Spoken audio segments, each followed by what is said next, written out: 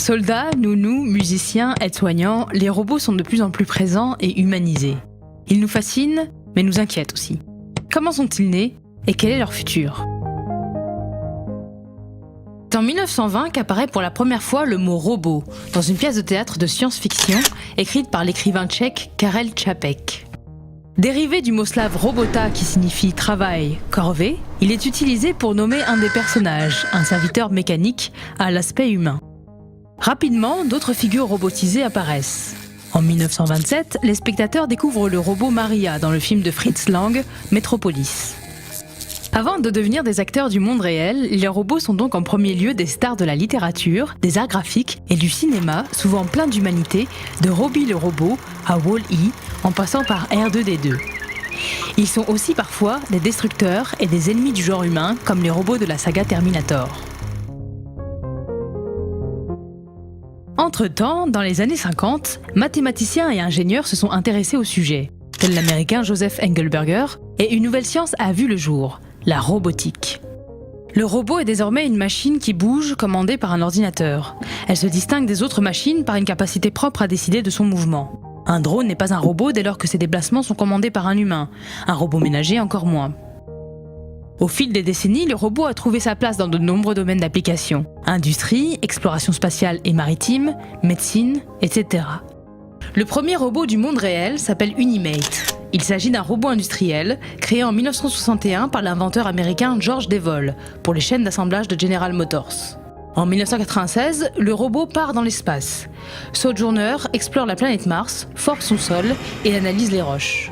Dans les années 2000, le Da Vinci, robot assistant du chirurgien, apparaît dans les blocs opératoires. Par la suite, des robots mobiles sont conçus pour intervenir dans des milieux hostiles comme Big Dog, un quadrupède porteur de charges lourdes testé par l'armée américaine en Afghanistan.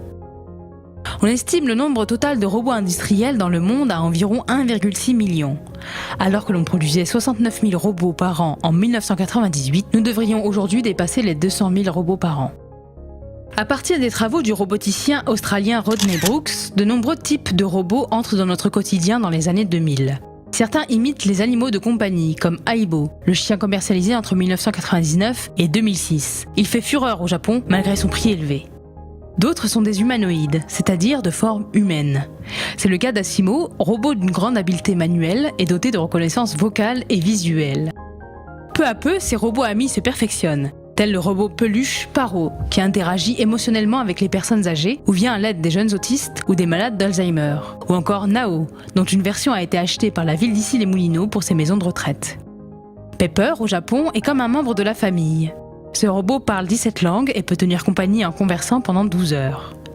Enfin, né dans le cadre d'un projet de recherche français, Poppy est le premier robot humanoïde en vente libre et à monter soi-même. Il vous faudra débourser entre 7 500 et 8 000 € pour l'acquérir. La toute dernière génération de robots humanoïdes développe déjà une forme primaire d'intelligence. C'est le cas du robot français eCube ou du japonais HRP4. Cette évolution n'est pas sans poser des problèmes juridiques, éthiques ou sociaux. Qui sera responsable des agissements d'un robot très autonome ? Combien d'emplois seront créés et combien seront détruits ? Et les sombres prophéties de Terminator, qui voient une intelligence artificielle chercher à exterminer l'humanité, deviendront-elles réalité ?